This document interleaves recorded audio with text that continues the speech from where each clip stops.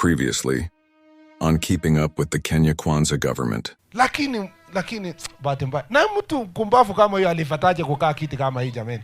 Lakini kuna tofauti kati ya nchi ya Kenya na viongozi. Has Rigathi Gachagua finally crossed the line? You see, Rigathi Gachagua is many things, but shy with words is not one of them. And I think, to a certain extent, President Uhuru Kenyatta was right. Probably, we should have gone for the hyena without teeth because it will not finish us in one day. The former deputy president is once again soaking up the spotlight, tossing verbal grenades in President William Ruto's direction from the comfort of his US tour. But this time, the return flight home may not be as smooth as the departure. I hope you are not just playing politics, because there is no politics involved in national security. President Ruto's allies are pushing for drastic actions, warning that Gachagua could find himself arrested at the airport upon his return to Kenya. Ako na plan gani?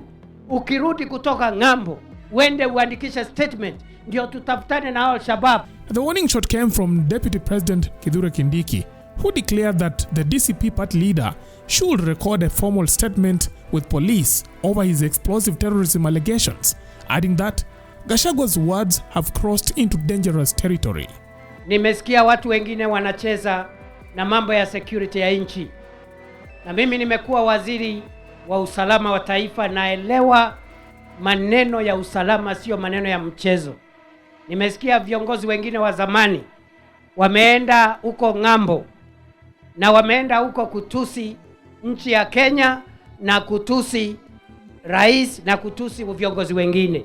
Sisi hatuna shida. Kama agenda yako ni matusi, endelea na matusi. Kama upendi rais ama upendi deputy president, ni sawa. Hiyo ni haki yako. Lakini kuna tofauti kati ya nchi ya Kenya na viongozi. Iko tofauti kati ya nchi ya Kenya na serikali ya sasa. Kwa sababu serikali ni nyingi. Hii serikali ya William Ruto ni serikali ya awamu ya 5. Tumekuwa na serikali ya Uhuru Kenyatta. Tumekuwa na serikali ya Mwai Kibaki. Tumekuwa na serikali ya Mzee Moi. Tumekuwa na serikali ya Kenyatta 1. Kwa hivyo serikali inakuja ikipita, lakini nchi inabaki. Kwa hivyo wewe ukitaka kutukana ngambo, wewe endelea na matusi, wewe tusi rais vile unataka, tusi deputy president, tusi kiongozi yule mwingine, lakini usitusi nchi ya Kenya. Na wengine nimeona wameanza kusema ati wanajua mambo ya Al-Shabaab, wanajua ni watu gani wanapanga njama vile Al-Shabaab itakuja kupiga Kenya.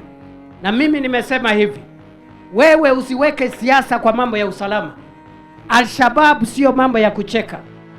Ni kama hao majangili wameumiza watu wetu hapa siku mingi. That is not a joking matter. Na kama wewe uko na taarifa, unajua Al-Shabaab anakutana na nani na Al-Shabaab ako na plan gani, ukirudi kutoka ngambo, wende uandikishe statement, ndio tutafutane na Al-Shabaab tuwakamate kabla hawajaumiza nchi yetu. I hope you are not just playing politics, because there is no politics involved in national security.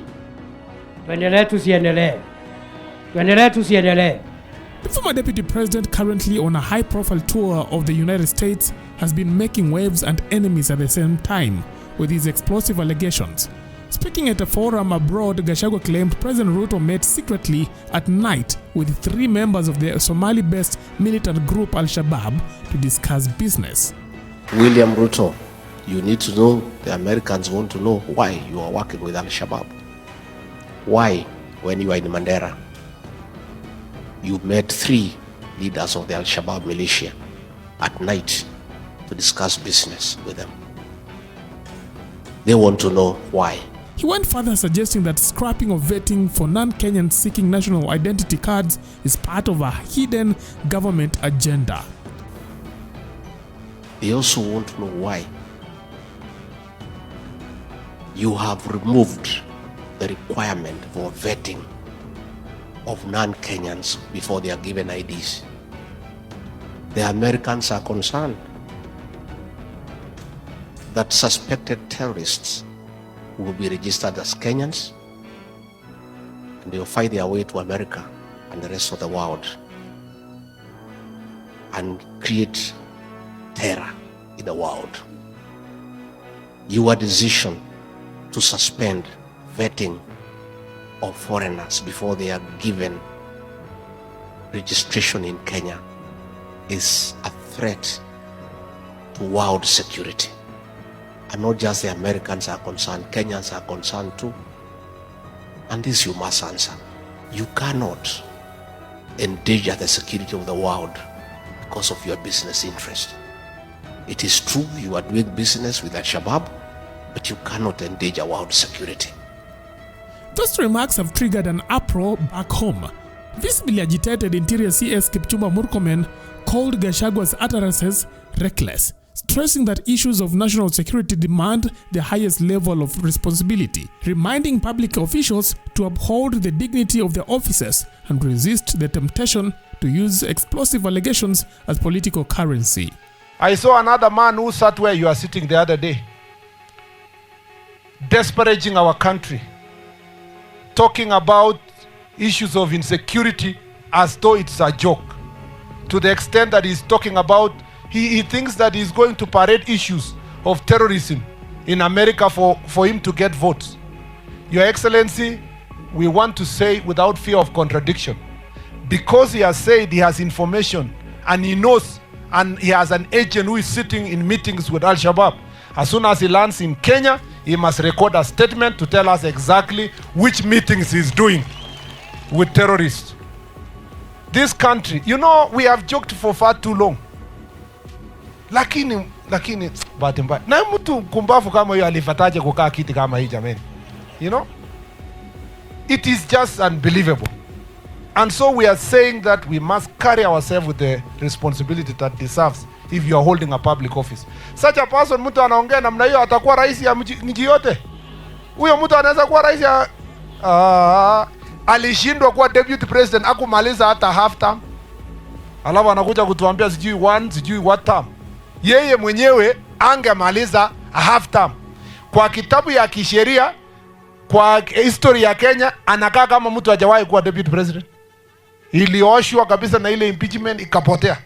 Alafu anakuja kutupatia lecture hapa. Hapana. So we will be very firm. The Americans also want to know why, against the Kenya Constitution, you have become the worst violator of human rights in Kenya. Why are you abducting young children? Why are you killing young children? Why did you abduct American